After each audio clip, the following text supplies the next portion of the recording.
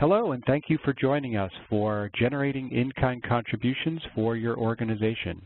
I'm your host, Andy King, with the Corporation for National and Community Service in Washington, D.C. I'm joined by our production team at Education Northwest, Bethany DeSoblin and Joanne Lau. We are available in the chat and the Q&A to provide technical help and to address any questions you may have during this session. Before we dive in, let's take a look at what we hope that you'll get out of this webinar.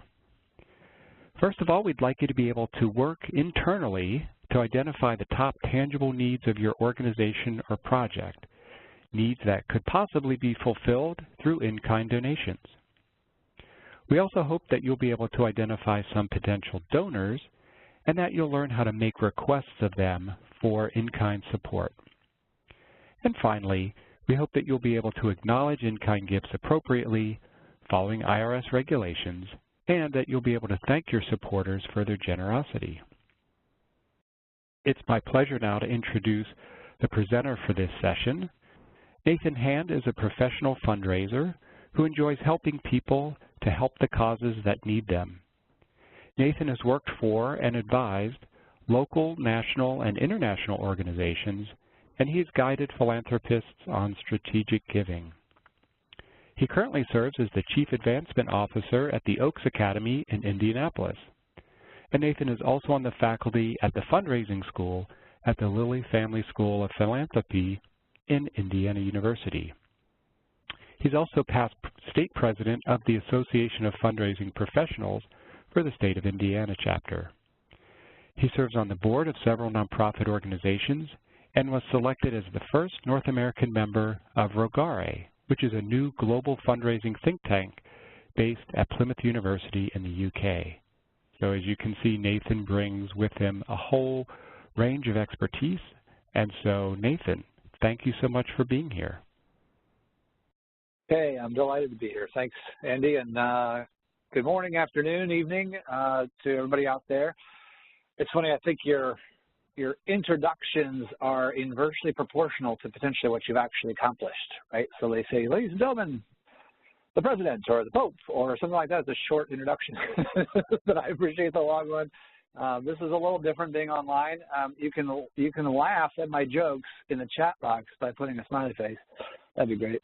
But I am thrilled to be with you. I actually served in a pilot AmeriCorps program several years ago and have hosted VISTA members quite some time for several years at different organizations. I'm a big fan of your work. It's important stuff that you're doing for causes. So I hope this topic helps you do even more than that. So as Andy mentioned, we're going to do Q&A at the end, and we'll have a little bit of interaction through the chat boxes, but let's get started here. So I want to start by essentially defining the terms, right? It's a loaded topic with lots of intricacies, but let's see exactly what we mean. When most people think, that first bullet there, physical items. Many of you mentioned when we first signed on here, Pam, you need coats, Gary needs camping equipment, Thomas needs gardening stuff, Kay, instruments, Elisa or Lisa needs raffle items, Tony's looking for bus cards, right? It's usually stuff that we're talking about or that we think about. So it could be taking things to Goodwill or Salvation Army, donating diapers to like a shelter or single moms community center of some sort, art supplies to a school, etc. That stuff is what we usually think of, but it's important that we recognize these other types, right? So some of you did mention volunteers, but it's important that there's a distinction there for an in-kind item is skilled volunteers or labor. And then also gifts that relieve the need for the nonprofit to purchase these items or services. Right, so we're going to get into some of these details, but we're not going to be talking about cash or stock and those sorts of things today, okay? So let's keep going. So what does qualify as an in-kind gift?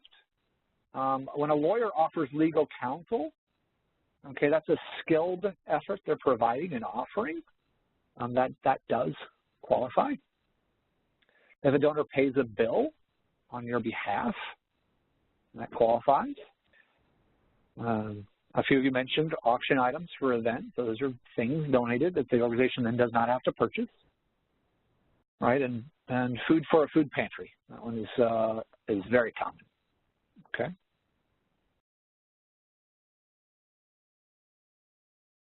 But what doesn't qualify? A board member's advice, and the fact that they join the board, right? That's the counsel they're giving as a result of that title of service. Their advice, no, even if it is a lawyer, technically, their advice is not necessarily in-kind gift because it's part of their terms of service. Old laptops you wouldn't buy or use. All right, we're going to get into that a little bit, but the idea of something that you wouldn't normally purchase then is not necessarily an in-kind gift. Now here's a distinction around the volunteers. So you said volunteers, but again, it's skilled volunteers and skilled volunteer labor, not necessarily your Make a Difference Day and Youth Service Day, Martin Luther King Jr. Services Day, and all of those are great and wonderful programs, don't get me wrong, but those are not technically in-kind gifts. And then that last one, broken crowns, again, something that you may not use wouldn't necessarily qualify. Okay. So why might you kind of pursue these donations?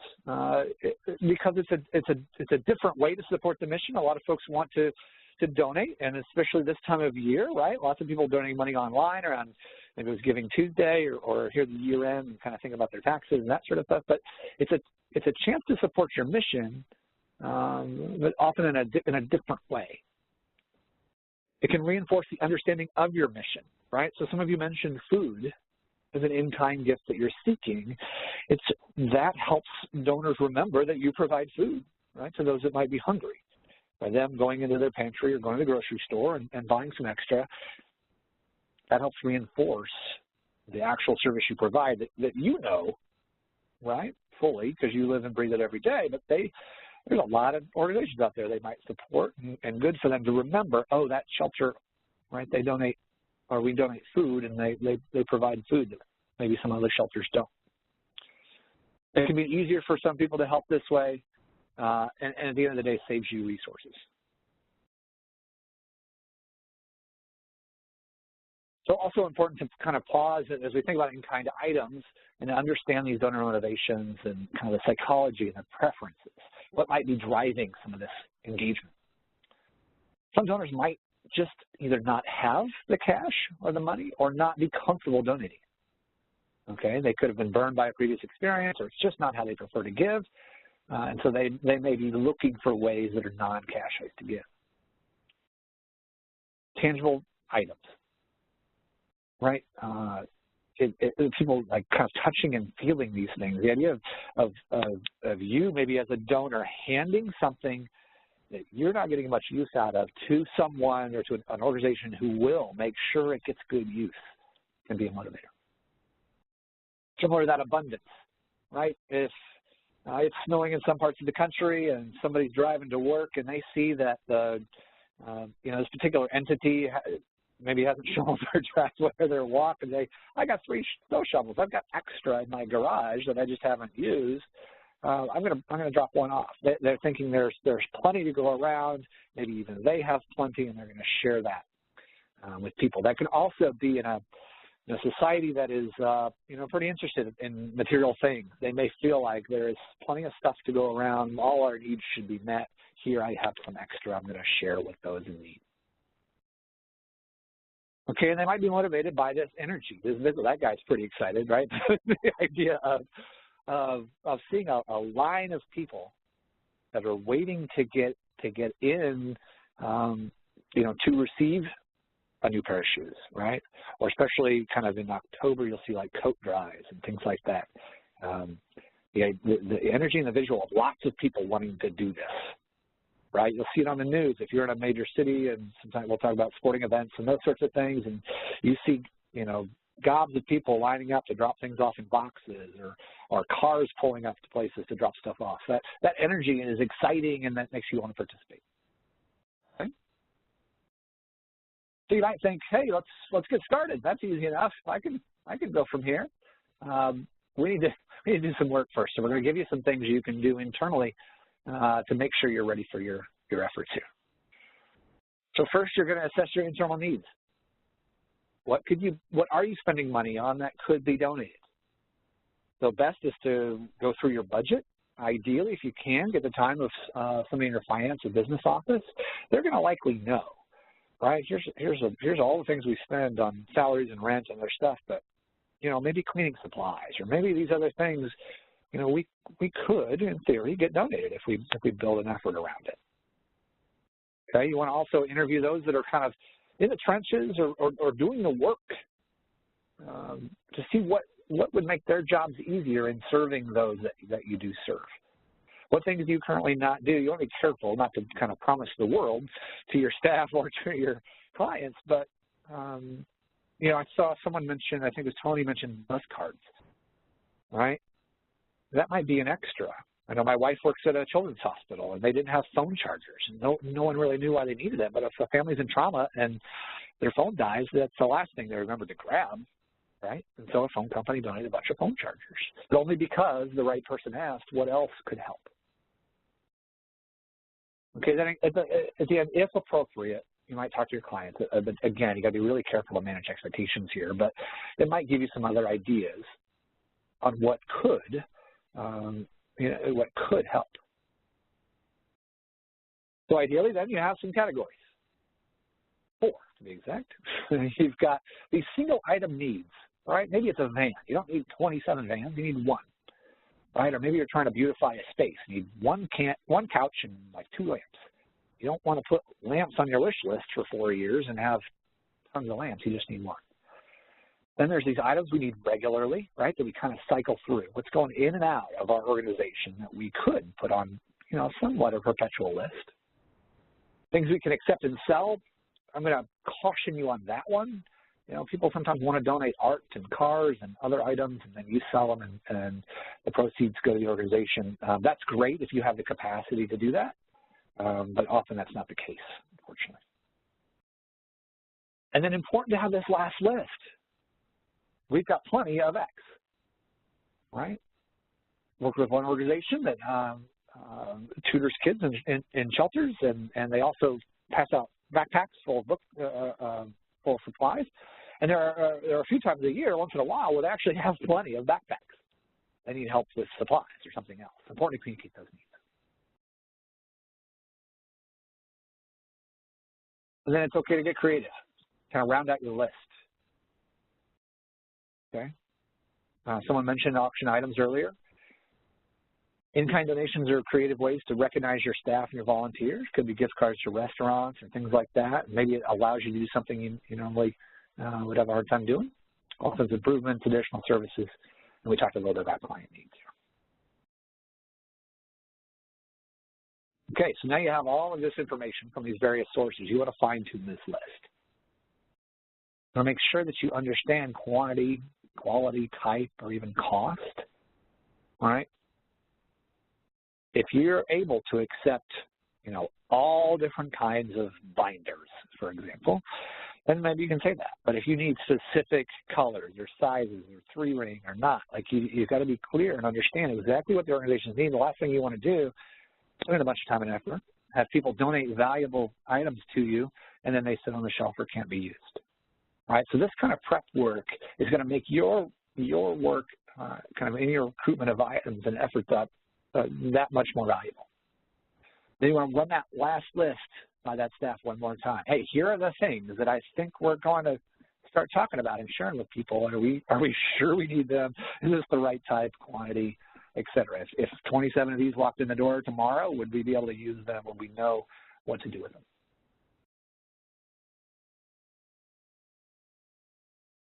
Okay. So we're to our first chat question. I want to hear from you. I'm curious why you think it's important to clearly identify your organization's needs. Okay, so take a second in the chat box there and answer that question for us. And again, just as a reminder, please use the chat panel. If you don't see the chat, just to the right of the slides, look in the upper right corner, click on the speech bubble icon, and that panel will open up for you. All right, so we've got responses coming in now. Several people are saying, yeah, we don't want to waste time. We don't want to get stuff that we can't use or that we don't need. No, we don't want to be stuck with things and then have to figure out what to do. Others of you are talking about relationships. You know, we want to make sure that we are treating our would-be donors well, and that we're not going to damage our relationship with them by getting stuff and then not actually using it. All right, lots of great ideas in here. Far too many for me to read through. Nathan, what stands out for you? Yeah, I think the relationship thing is key, right? If I've worked really hard to collect, you know, a bunch of I don't know, gardening supplies, right? And I show up to your door with all this stuff that I heard you needed, and then I see piles and piles of the same stuff, and the person at the door tells me, we don't need that, thanks though.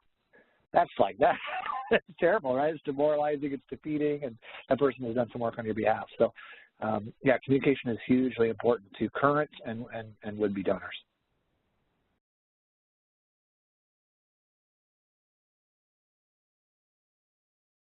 Yeah, it's also, there's a couple comments about potentially wasting time. The last thing you want is someone to walk in something in the front door, you smile and nod, and then you take it right out the back door to a dumpster or to another place. You know, your time is valuable, your staff's time is valuable, and communication is key on this front to make sure that you are making a meaningful match between someone's kind of hearts and interests and ability and what the organization actually needs.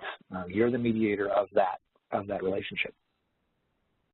Yeah, exactly. And a couple people noted, and Nancy most recently, is really making sure that those resources get to the right place. Like if they're not right for your organization, if you can't use them, then help the donor get them to the right place. So don't take them if you can't use them because someone else might need them. Yeah, there's a comment about thrift store spending lots of money on kind of trash services each year.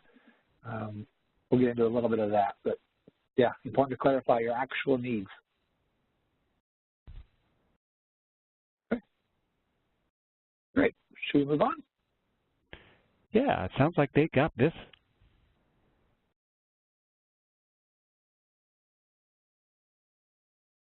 Okay. So yeah, this is going to echo some of your comments. Right, just some cautions here before we keep going. You gave some great examples. I think for a moment, let's talk about the idea of broken crowns or trash. You know, the organization becomes a dumping ground if people are bringing in things that simply can't be used. It creates some problems.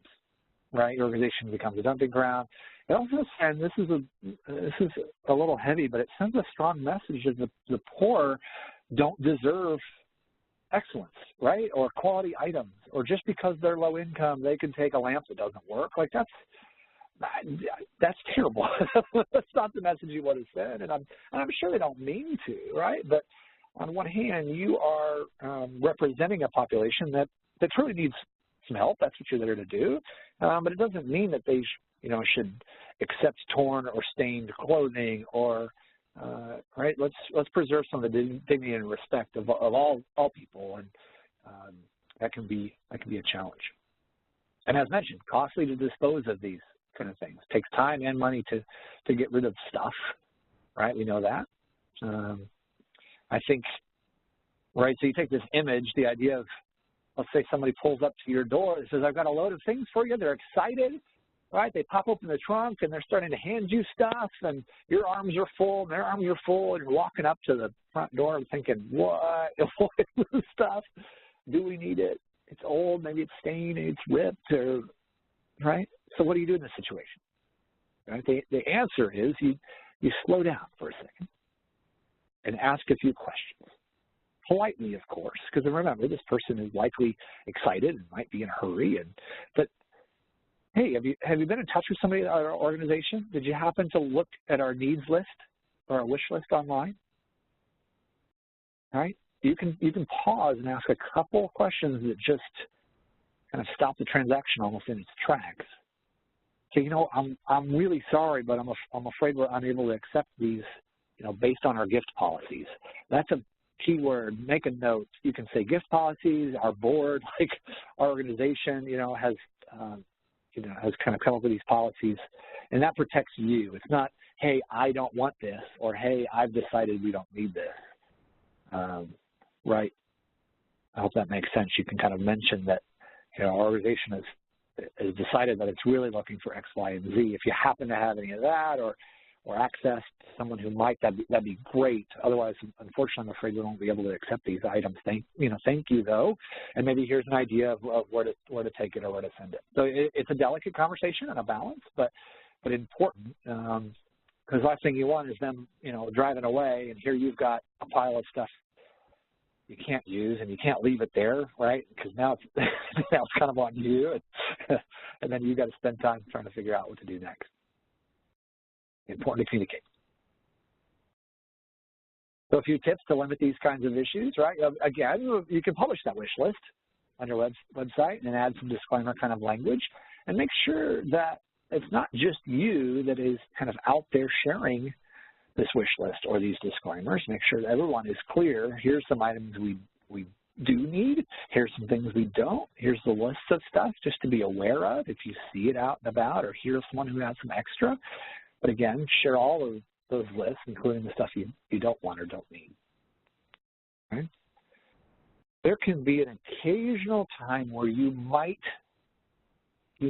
accept something that is questionable, right, of value, if it's in the context of a larger relationship, right? So let's say you're trying to buy a building, you know, for your new headquarters, and someone is being, you know, kind of engaged for a potential multi-million-dollar gift to help purchase that building, and that person hands you a box of XYZ, and they think it might be valuable.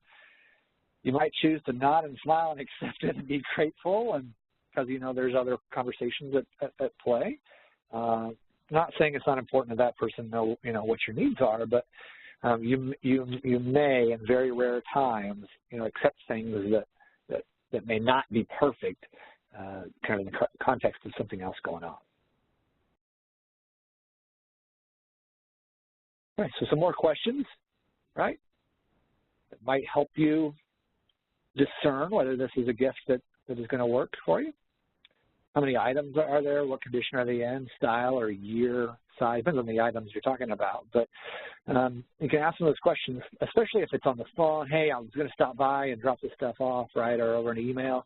They can give you a little time and buffer to ask some questions and then ask around. Because sometimes you might actually need something that you didn't realize, right? And you can source that you know, by talking to your staff. But just because it wasn't on your list doesn't mean you don't necessarily need it. But a few more valuable questions just to pause that conversation. And then check. Okay, we're going to move to campaigns, right?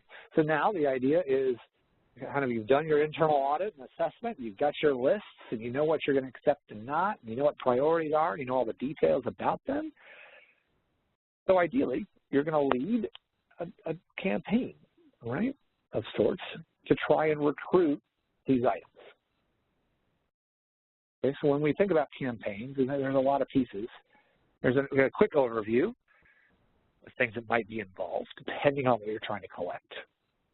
Always good to have a goal, a number of them, a time frame, how long you're going to do this. It might be perpetual. That's a different strategy than if it's, hey, we're going to do a 2-week thing, right, to try to encourage donations of towels, for example, right? Your descriptions, your collection plan that probably includes locations and, you know, drop-off places, businesses that might agree to host a box, those sorts of things. A PR plan, is this radio or just social media, or what kind of resources can you put behind it to get the word out?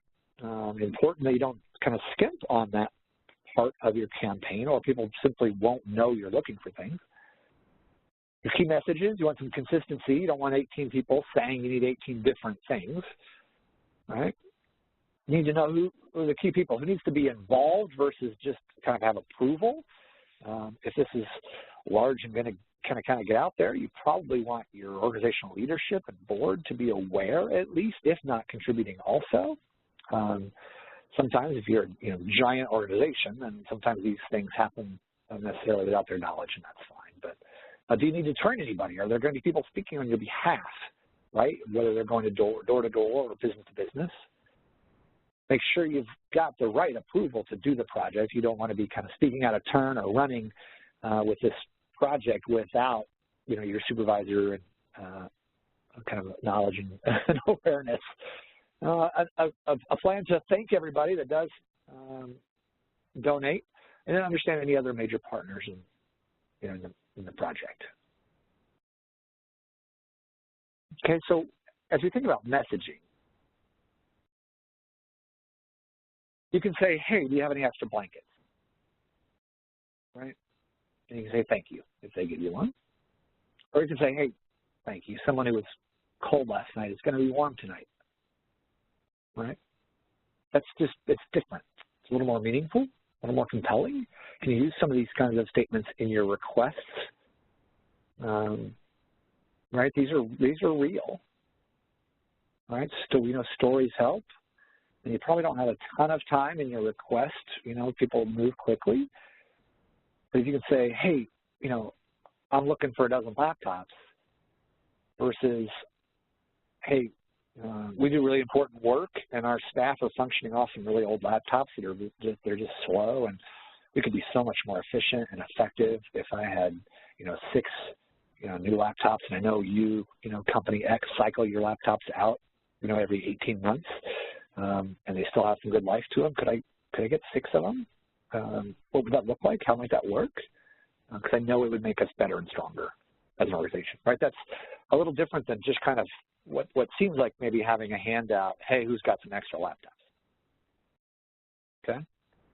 I encourage you to take a minute with your messaging and make sure that that's clear, that you're on the same page and you're sharing something that's compelling. Okay, because you're going to build your campaign around this kind of thinking.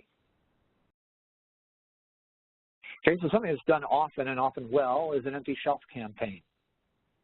Okay, so you might say, we're looking for 200X, right, in the next 2 weeks. Here are the places you can drop it off. Here's how we're going to promote it. And here's some of the language and stuff we're going to say and share. All right, so we have a little quote down here. Maybe for a Facebook post. Imagine you're in need of these products and seeking this, at the food pantry, and you show up. And it says, we just ran out of peanut butter and rice, right, for our clients. Fill the shelves at this website. All right, so the language combined with the imagery, these empty shelf campaigns I've seen do pretty well.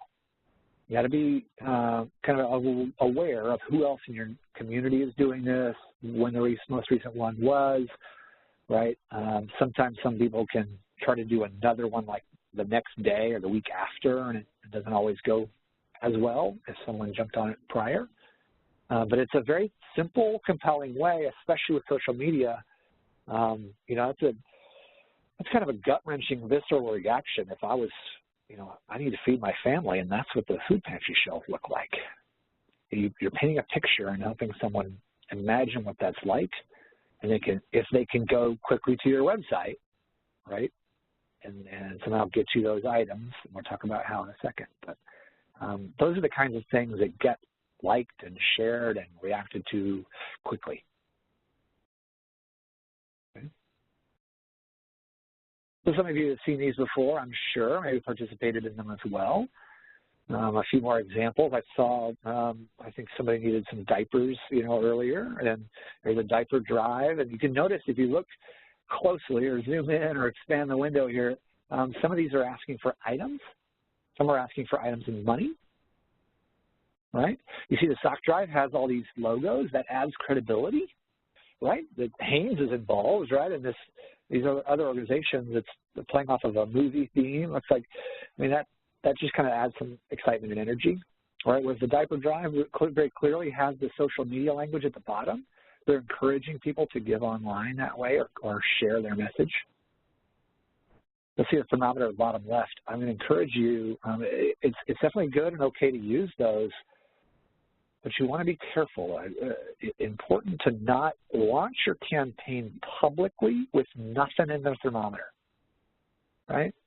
Whether you're raising money or raising items and counting them. If you ask me for, I don't know, 5 pairs of socks, and I go to your website to donate either the equivalent of money or to actually, check out and add socks, and I see that you're trying to recruit 10,000 socks and you don't have any yet, right? There's a psychology there that makes me wonder, gosh, am I the only one? Is there something I should be worried about because nobody else is donating? Are they even going to have any chance of reaching their goal? These are all like quick split-second thoughts that you don't want your donors to have.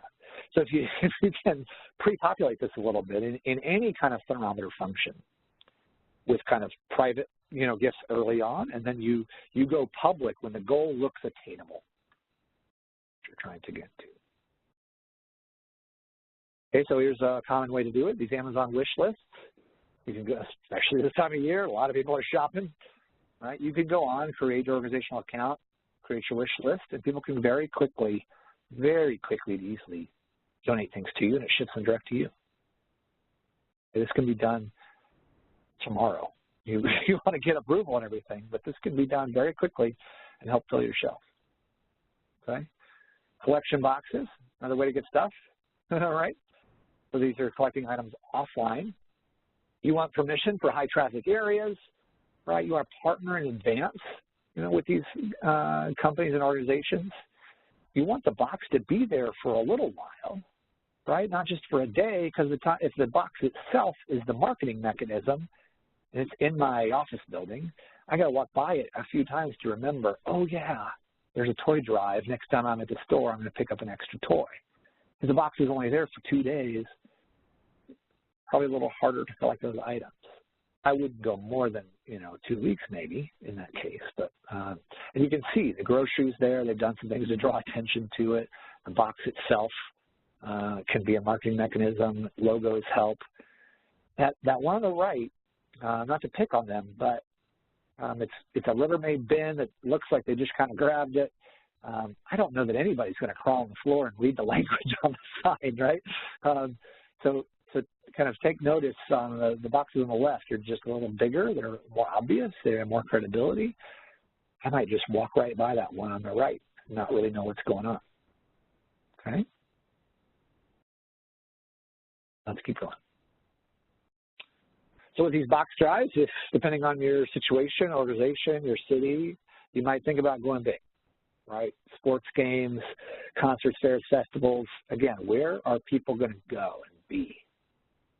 Right? You don't want to necessarily put a box out at places no one sees, right? But high foot traffic areas, a lot of radio stations and places will partner with you, right? Bring in X number of canned goods, and you get a discounted ticket or you're free something, right? You might even kind of empower champions. So you're not the only one out there with boxes and contacts, but hey, so-and-so, are you comfortable working with, these 5, oil change places, and the guy that owns the oil change spots is willing to put out our boxes and do some advertising, and then you've kind of decentralized the workload, right? And you get 3 or 4 people willing to manage 3 or 4 places. Now you've got 20-some places all with boxes out, all doing good work. But you want to provide them the tools to do it well and correctly. Okay, it's just some, I think, basic common tips when you're talking to people about your cause. Smile, speak clearly, introduce yourself, wear something that's credible, make sure your team is, right? So you differentiate yourself. Rehearse, have some simple answers, and aim for 1 to 10, right? Like, you got to realize not everybody's going to have what you need, and you just keep moving. And keep that kind of confidence and productive and positive spirit, and eventually you're going to find the people that have what you need, and they're going to be thrilled to give that something to you to do good with. Okay, so we're going to move on to thinking and tracking and giving receipts. So you've done your audit, you have your lists, you've prepared a campaign, you've collected a bunch of things, okay? And now what?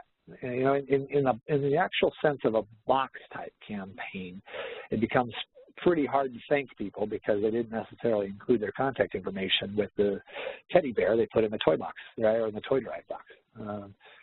But in most other cases, you'll have some contact information, and we're going to talk through briefly kind of what to do with that stuff. You know, important that you thank everybody as personally as you can, as quickly as you can. Ideally, you've got someone in your office that manages kind of gift received, so they can, you know, someone who donates writes a check, it goes to that person, they produce a thank you letter and it's signed by someone.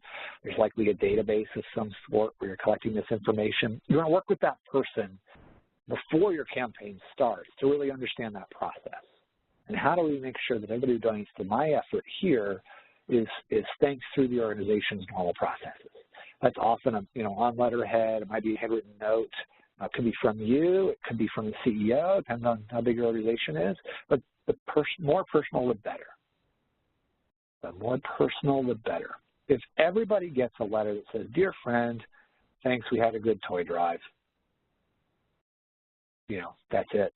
It's less meaningful, right, than if it's a handwritten note from you, or you want to be careful using, you know, the recipient per se, but maybe it's the caseworker or a social worker that knows that family and how much that meant to them. And there's a huge difference there that can be incredibly valuable.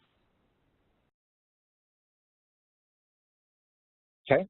The tracking volunteers and donated items, again, skilled volunteer service can and should be tracked. You work with your business office to know kind of the rates and what they need to put on their books. And then those needed items are the ones that you want to track for their accounting purposes, right? If that person did say yes to those laptops, essentially the value of things within the organization's possession has increased. And your CFO and your audit firm will want to know that. So you want to work with them to make sure that's tracked right. This gets pretty sticky pretty quickly as far as assigning values and that sort of thing. So I'm going to encourage you to talk ahead of time with your business office, your finance folks, to see to what extent you need to be collecting information and ready to track that on the back end. Okay? So for in-kind donations, I mean, important that people get receipted, right? But I think the most important piece for you to know, it's not on you or the organization to value that. The donor determines the value for their gift. I know that sounds funny, but it's according to IRS rules, right? It's on the donor when they're doing their taxes to value that gift. They may say, "I think it's valued at so-and-so," and then you go back and forth, and like it's not up to you, which saves you a little bit, right? And further, you can advise them and counsel them. If it's above $5,000 in value, it's got to be a third-party assessment. So again, cars or art or property, real estate, et cetera, some of those kind of bigger, more convoluted gifts that have more value need to be assessed by a third party, not the organization. You can give a description, but it's on them. Okay, so what we have here is some sample receipts. So you either take a screenshot or a picture with your phone, or remember to pull this up later. Here's some language you can use for your thank you letters that just reminds them that that's on them to value, but you can and should provide a description, right? So they can show the IRS, look, I donated, you know, a 1992 Buick in fair condition, and then they can work out the value on their own, right? We have our checklist. These are the criteria, right, for donations. Helps you with some questions before asking for these donations. We're now going to test you, okay? So here are some real-life scenarios. We're going to put these concepts into practice. I'm going to run through and see kind of what was done right, what could be improved upon, what are some implications of these, okay? And I will try to keep an eye on the chat comments the best we can. but also kind of give you a through scenario. This one really happened. Okay, so but not to me, fortunately, but right, somebody donates or offers this downtown open lot. Okay, so it's green space next to a building. It says you can have it. The nonprofit says, thank you, we've been looking for land. That's fantastic. Where do we sign? Hey, well, you can imagine what might happen. Turns out the land is a former battery manufacturing plant. Okay, it needed $200,000 of work. If you know anything about like soil remediation, environmental issues, got to come in there with trucks and bulldozers and pull out like the top 4 feet of soil and keep testing the ground until it's gone, then bring in new soil. Like, oh, it was a nightmare. Yes, Joan, you're right. Lack of due diligence on the part of the board, right? And their staff, frankly. Right, the nonprofit couldn't afford a remediation, and of course they can't sell that land. Nobody else is going to do that, and now they've got a downtown parcel of land they have to pay taxes on. Okay, so this is an extreme example, but I hope you're understanding the point. Is slow down, ask questions, and don't accept this until you're really ready. And important to kind of ask the question, who approved this? Like, whose job is it to, right? Who needs to approve this before we sign for something? I don't expect you all to go out and start asking for buildings or for property, but it's an important case. Okay. So I'm going to give a few more examples. Would ask you to chime in that chat box. Okay, we'll go through some of these in-kind scenarios. And the chat box moves quickly, but we'll try to keep up with it the best we can. Okay. This did happen to me, and it happens often, actually. A woman who's selling her estate, her mother's estate, even calls and says, we'd like to donate a piano to the school. You say, how generous of you. That's fantastic. We love pianos. We have an art program and our music program. And she says, when can you come pick it up? And you say, what? Look at that. Several people asking the condition. What shape is the piano? Good. Year and style. I think someone just said no. That's great. How big is it? How old is it? Does it work? Laura Taylor, I don't have a sticker, but I'd give you one. Ask the administrator of music teachers if the school needs it, right? Yeah, so it's good to get some of that information ahead of time, right? There we go. Yeah, you might want to meet them. Oh, do we owe anything for the piano? Are you expecting to be paid for it, or did they buy it and they haven't paid for it fully yet? Who actually owns it? That's a good question. Do we have room for it? Do we need it? How far are you from our location? I'm 3,000 miles away. Is that a problem? Yeah. How many flights of stairs does it have to come down?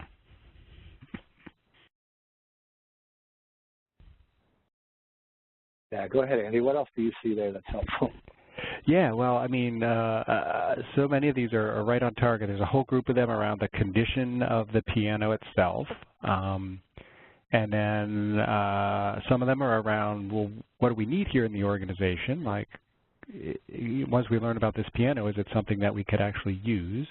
So those are exactly on target. They learned from that earlier example.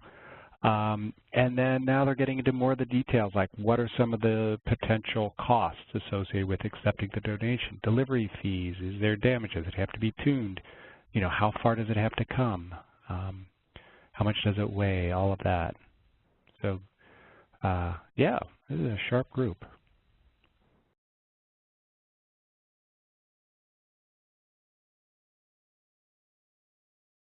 Yeah, so see, Matt asked a good question. Would you consider donating to help us cover the moving costs?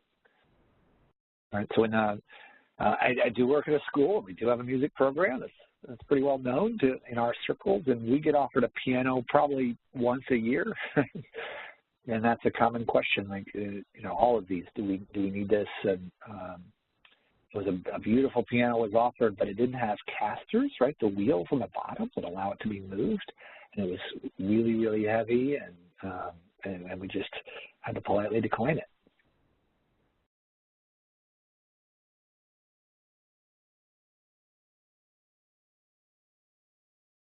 Yeah, I'm scanning through the comments. These are great.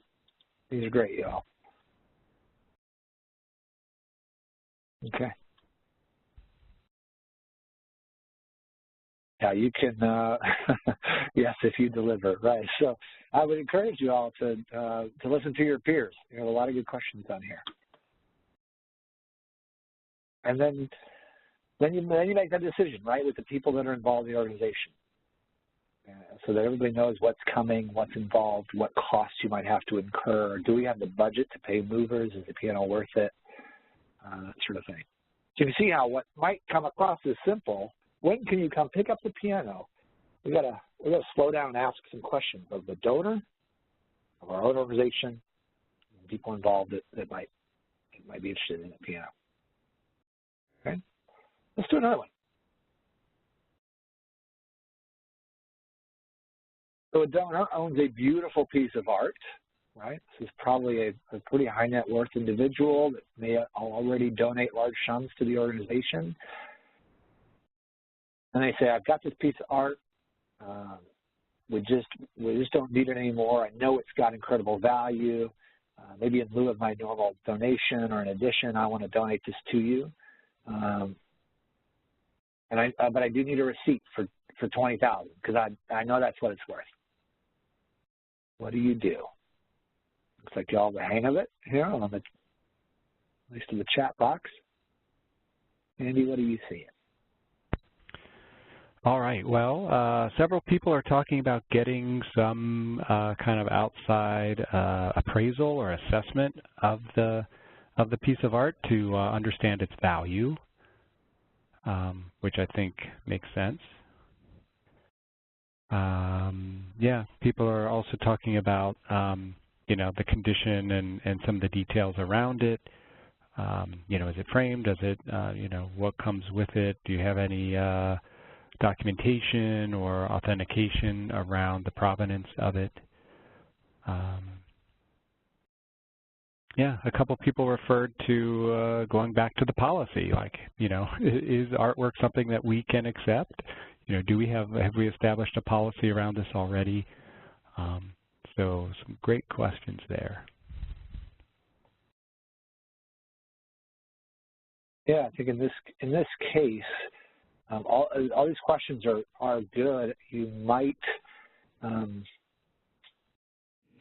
have to maybe kind of soften it a little bit, assuming this is a larger donor, or maybe they're on the board, or maybe they have a relationship with the CEO. So just kind of want to treat it carefully. It doesn't mean you accept it and produce a receipt by any means. What I mean is, just want to consider that relationship to the organization as a whole also. And just in the kind of the temper and the speed at which you kind of figure this out.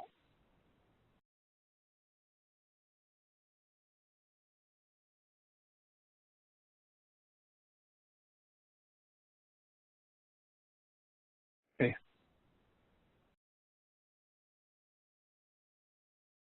Great.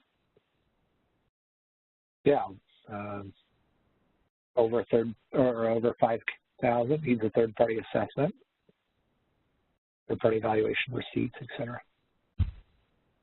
Yeah, and a couple of folks have suggested maybe asking the would-be donor if the donor would actually sell the painting and provide the proceeds to the organization rather than making the organization do the sale.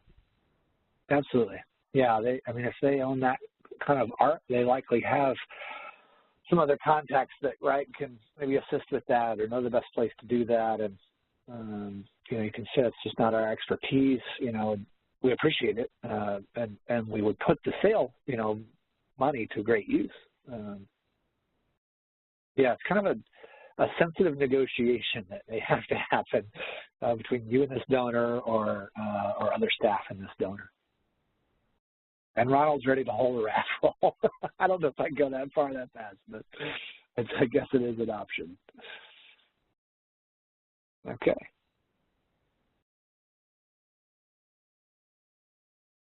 So here are a few additional resources. As I mentioned, this can get pretty sticky pretty quickly in the regulations of what can and cannot be accepted, not necessarily accepted, but documented on the books of the organization. I'm hoping you've got an auditing or accounting firm and some internal help that might, be able to chime in when it gets, past what we've talked about today. But there's nonprofitaccountingbasics.org is very helpful. And I was poking around and saw some very creative food drive kind of promotion and marketing ideas on Pinterest. Yeah, so I hope those things are helpful.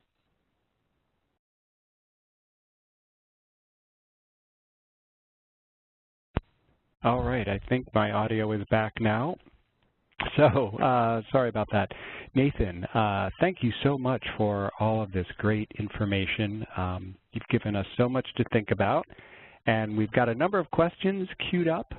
But before we do that, we want to invite our participants to take a few moments to share their feedback through the poll, which is now opened on the right side of the screen.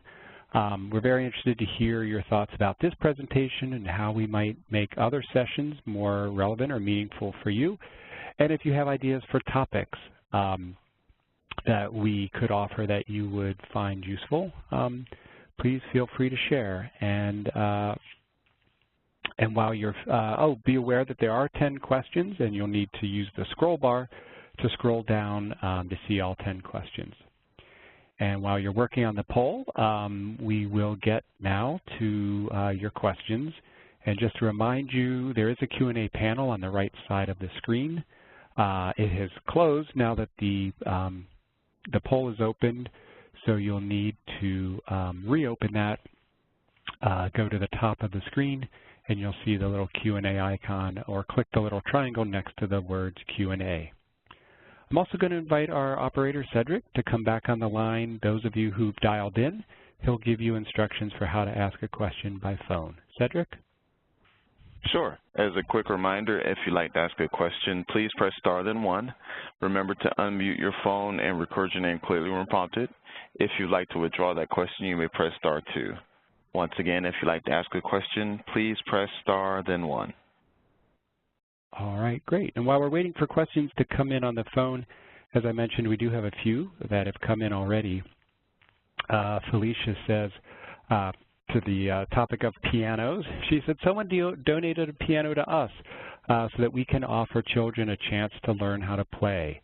But I've had a hard time finding any piano instructors. So can I still claim this piano as an in-kind contribution? Sounds like they haven't had a chance to use it yet. So Nathan, in terms of her being able to count that, or track it for accounting purposes, and I guess from the finance side, of in-kind contribution they haven't yet been able to use, can they still count that? Yeah, I think the specificity is on the intent to use, right? So, Felicia, if that's something that you really would like to do, and you think the organization would like to do, maybe even have it in its future plans, even though, you haven't pieced together the whole puzzle yet, I think you can go ahead and accept it and document as an in-kind donation. At the same time, if it's not something you really want to do or intended to do or would look to do in the future, then you probably don't want to necessarily accept it as an in-kind donation. So just because you don't have it all figured out yet doesn't mean you can't accept it, right? You could accept it now and then, post for, a piano teaching volunteer, over the next however long it takes. It's about intent to use. So I think in that case you probably could. All right, great. And our next question is related to the other example we were just looking at, and this time it's art donations.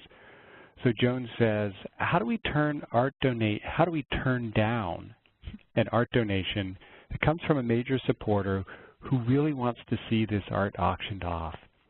The art doesn't sell because it's awful, and apparently they're in a small community and want to make sure that they preserve relationships and all of that, but it seems like this donation isn't really going to work for them. Any thoughts on how to turn down the would-be donor without ruining the relationship? Yeah, I think that's hard. I think if you can help them understand that when an auction really works, you've got great, valuable items, and then you also have lots of people that are interested and can pay for them, right? And so it's that second piece that it sounds like you might be missing in maybe a smaller community. And I'd be really careful about judging the art, though I'm sure it's true that it might not be to your taste or to mine. A creative way to think about it, there are online auction functionalities to where you can put items online and auction them off. Not necessarily eBay style, though that could be an option. But you may have an event, and some of the event auction technology is good enough now where there's 50 items in the room, but no one has to be in the room to bid on them, and that could be a way to sell that art to somebody outside the community that might have interest, with those funds still benefiting the organization. But you'd have to get a little creative. Good question. All right, we've got a couple of questions that are related to asking for donations. So Daniel is looking for any tips about asking corporate giving departments or philanthropy departments for in-kind donations, going to the corporations. And Leah was specifically looking to get someone to pay for some online app costs that her organization has, and wondering how to find a donor for a specific type of request. So any suggestions you can offer there? Yeah, I think for Daniel, it's best to go, if you're looking for product donations, right? Maybe there's a factory in the area that produces furniture or food of some sort. Of course, the higher up the organizational chart you go, the better, because they're going to have influence, right? Or finding some internal champions.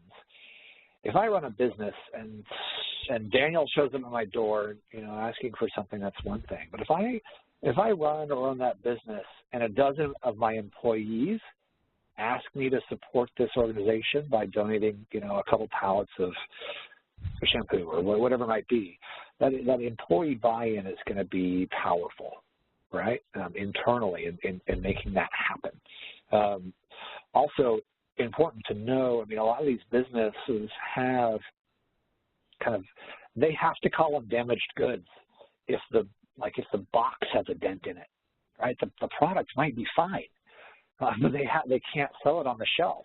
And so a lot of times, again, depending on the business, the type of things they produce or have, they might have lots of stuff that they have to get rid of or write off that you might be happily ready to accept.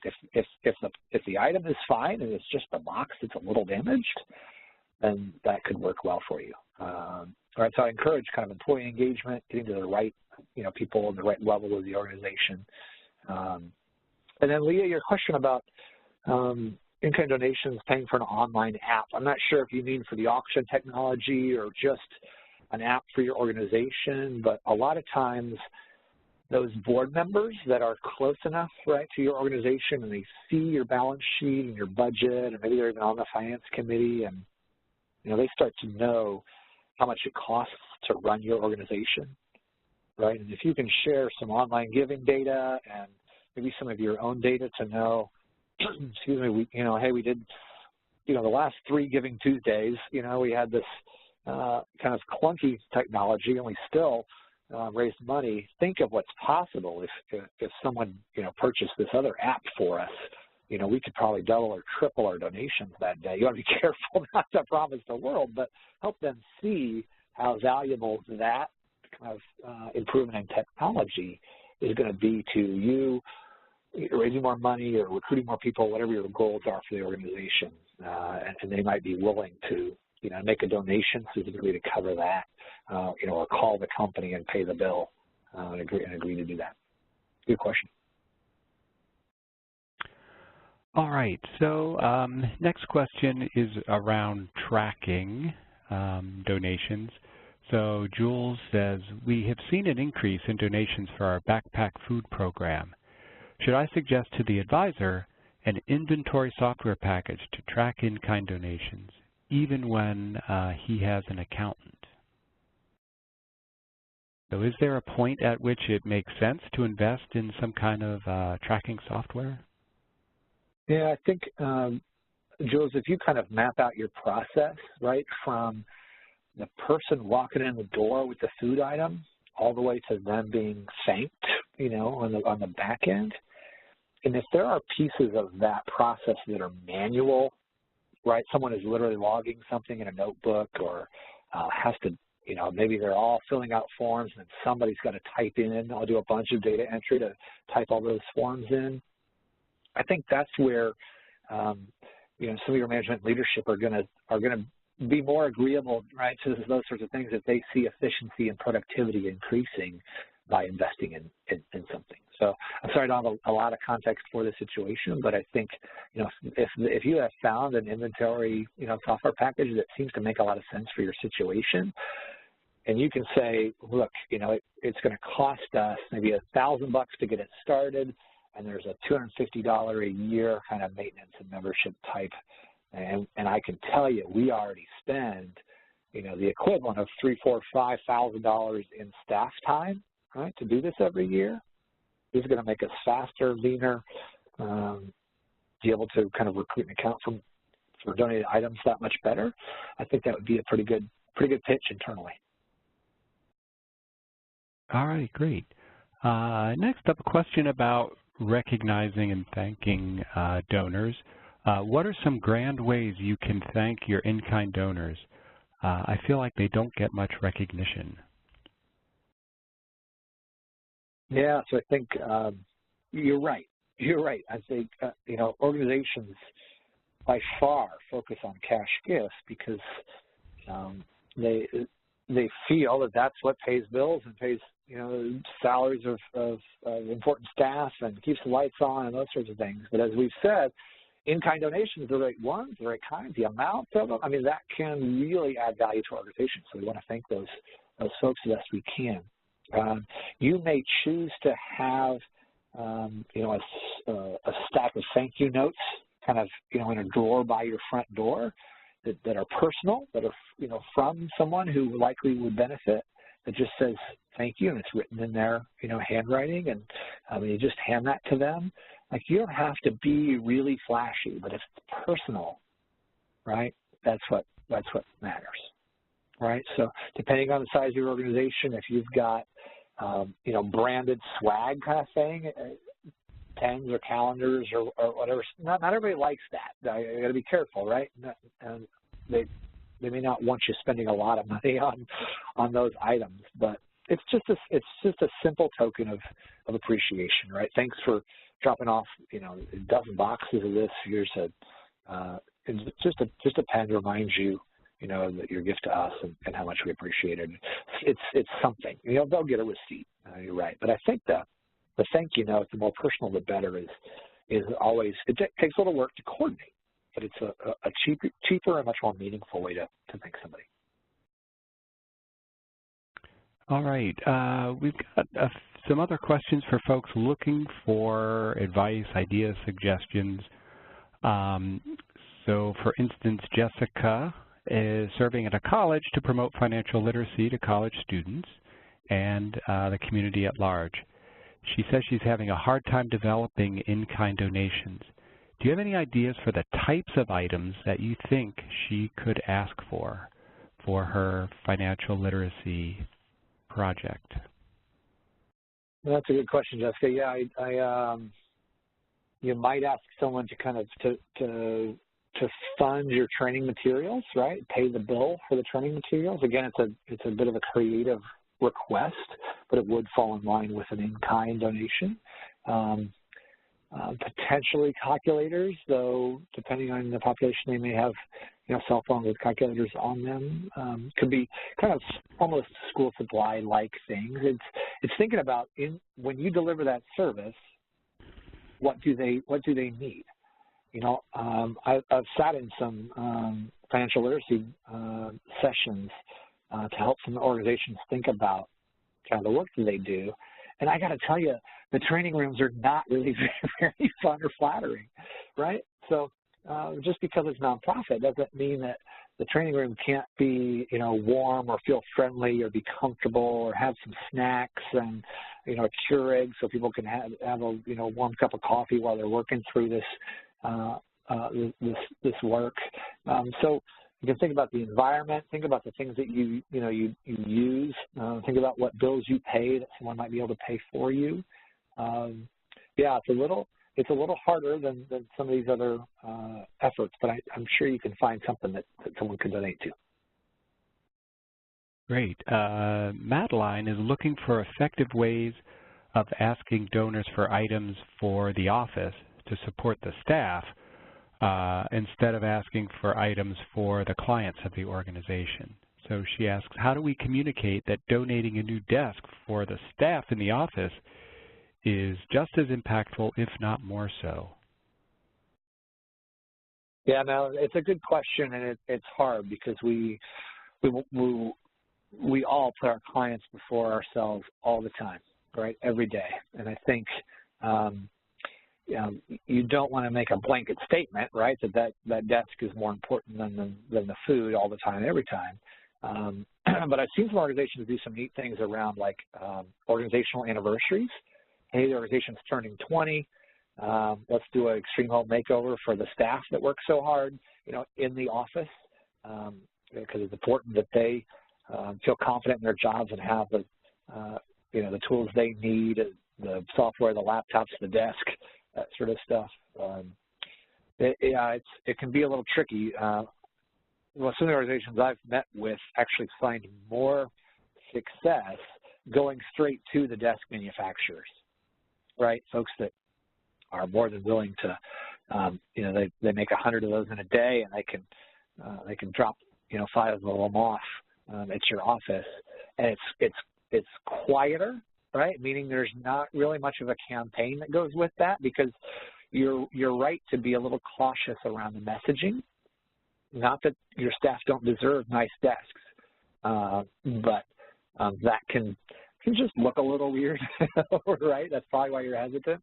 And so you might reach out to some of the stores or manufacturers. We just had a big IKEA open up, for example, and try to find, a lot of these stores have an allocation of a value they can give out every year, and you build a relationship with the management, and you might go that route instead. All right. So now kind of going to shift back to more or less where you started, Nathan, in defining, what counts as in-kind contributions. And so we've got a few questions sort of related to that. So Marissa says at her organization, they do a lot of home repairs, and they've considered setting up something where people can, quote, donate a roof. So they would pay the contractor to replace someone's roof. If they take that approach, would that be considered an in-kind donation? That's tricky. It's a good question, likely one for your business office, because it has to do with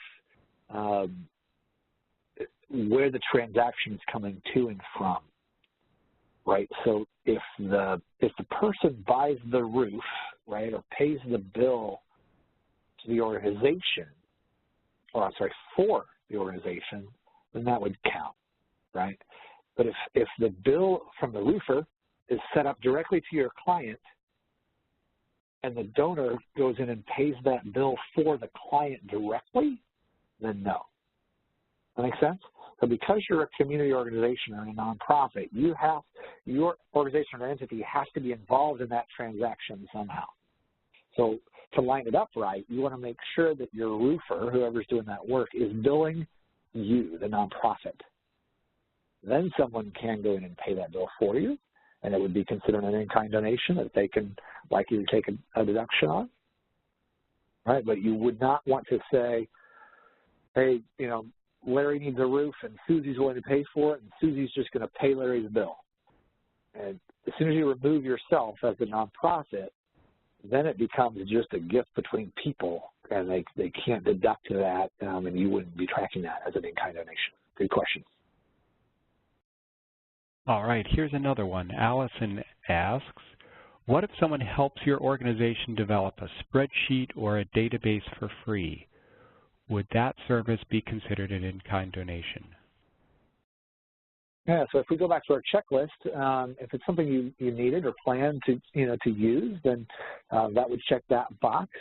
If it's a skill, which it sounds like it is, then that would check that box. As far as kind of tracking or accounting that, you would want to say, right, thank you for providing this service.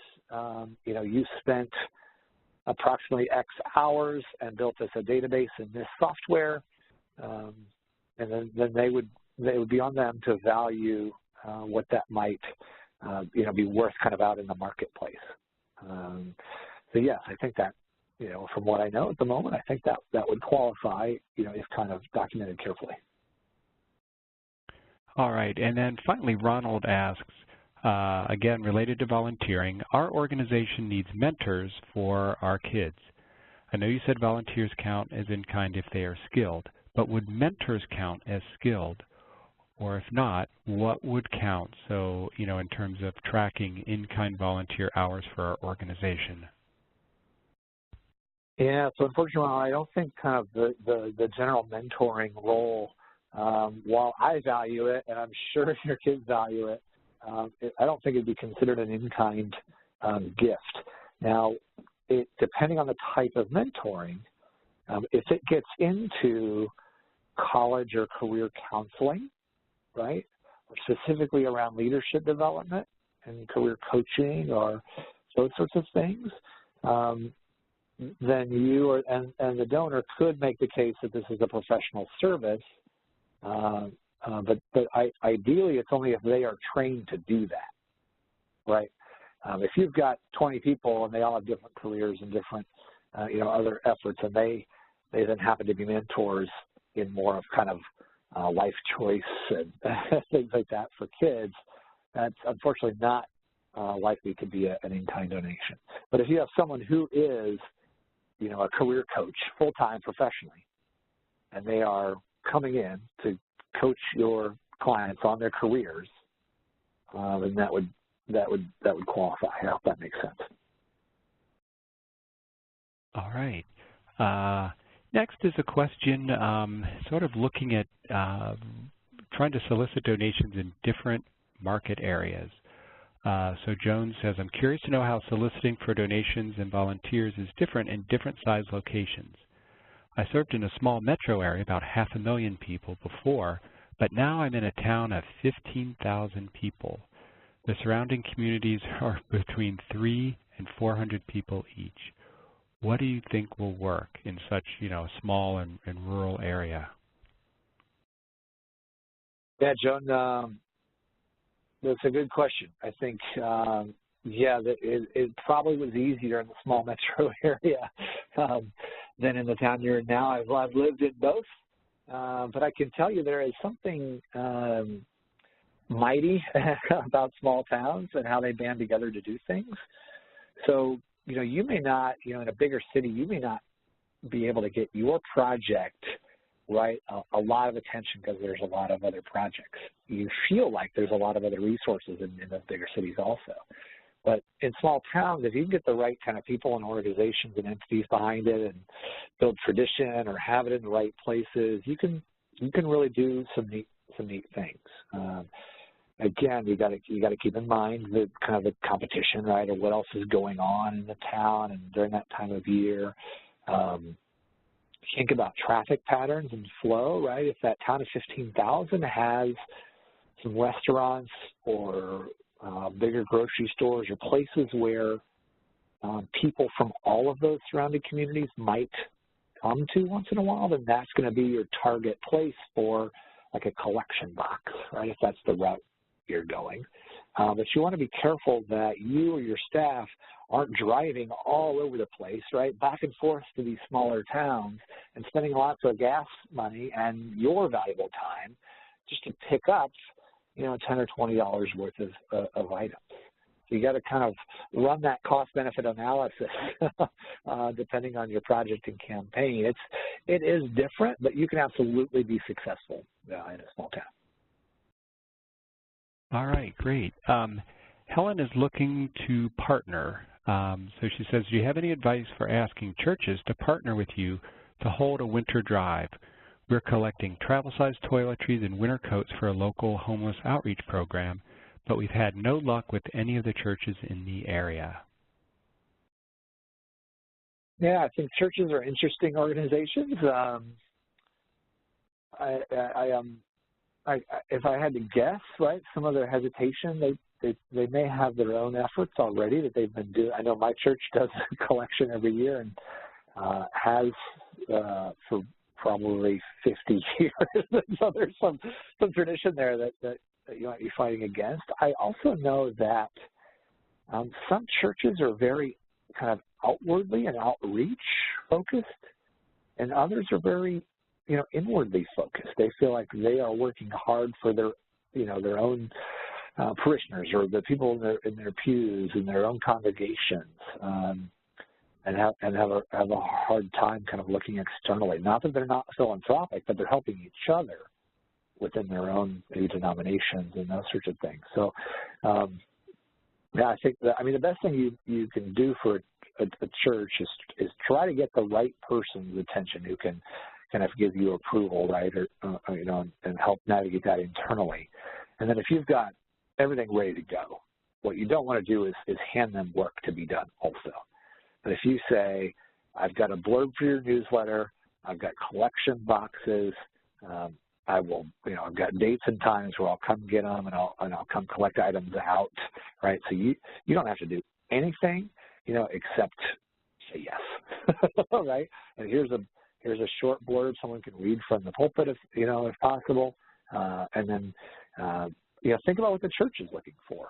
If they're looking for new members or a little bit of marketing, so you know they look like an active entity in the community. You know, you can offer, if you give me a logo, then I'm going to get you on the 10,000 flyers we're putting out, right? And we could do a radio on-site broadcast from the parking lot on, you know, early Sunday morning or something, so that they see like, you know, and feel like they're a part of something bigger that's going to draw a little bit of attention, and maybe they get some new numbers out of it, or positive image in the community and those sorts of things. So if you can make it easy for them and appealing to help them meet their goals, you might have some luck. Yeah, and you know, one thing you mentioned, Nathan, that you know, in looking at Helen's question, she didn't say why the churches weren't working with her. So I wonder if, you know, if she hasn't already asked, it might be a question to find out why, because, you know, as you said, in the case of your congregation, they're already doing that kind of stuff, and so, you know, it makes sense that they wouldn't be taking on new partners. They're not, you know, going to do another drive for yet another organization. So finding out why or why not might be helpful. All right, we've got time for just a couple more questions. So JD asked, and it kind of goes back to what you were talking about before, how do you handle continual in-kind donors who show up with trash bags full of clothing that's in poor quality and hotel soaps and stuff when you don't need any of it, you already have your cabinets full? So if you could just remind us on the right way to turn down those kinds of unneeded donations. Yeah, JD, first, I'm sorry. I know that it's hard. And I would hope that those those folks have pure intention and pure heart and are trying to do the right thing, but it's just unfortunately a little misdirected. but the best thing you can do is try to stop and slow them down and ask them those questions and help them really understand, that those aren't necessarily items of need. And try, as hard as it might be, try to figure out why they aren't hearing you. Because if they keep coming back, if it's the same people, then that's, of course, that's something you want to clarify with them. If it's lots of people keep showing up, then it's a broader messaging question, right? And you might put up a wish list or a needs list on your website, print out a bunch of little slips of paper that have that website on it that you can hand to people as you tell them, thanks but no thanks, right? I appreciate the effort. Ask if you head to our website, to see what we really do need. And if you have any of those items, we'd love to, work with you. You hate to pass them on to another nonprofit, right? Or to the dump, but yeah, unfortunately, it sounds like you do have to politely kind of take a stand. Again, without being aggressive or insulting, because I'm sure they're trying to do the right thing, but yeah, you might have to speak up a little more. Great. Yeah, it's as you said, it's a touchy subject. All right, a couple folks were interested in what you mentioned earlier, Nathan, about the Amazon wish list approach. So they were wondering, is this something really viable, or are people using it? Does it work? And in one case, Michael even said, or for that matter, is it even allowed to set up a wish list for your organization? Yeah, so I literally just Googled Amazon wish list. It comes up with kind of how to set it up, and it's you can do, if you shop on Amazon, you can do one personally or for babies or weddings or whatever. So it's in that kind of category. But yes, it's absolutely allowed, and again, it's one of the kind of fastest, most effective ways I've seen of mobilizing an online community to support that effort. It's something that you want to rotate your items, or it seems to work best when it's kind of an urgent need scenario, like, hey, our shelves are empty, right? Or it's almost Christmas and, we've got 3 families that still need X, Y, and Z, and we've set that up. But I think one of the reasons that it really, really helps is one, you can go on and decide exactly what you want, right? Which kinds of items and things.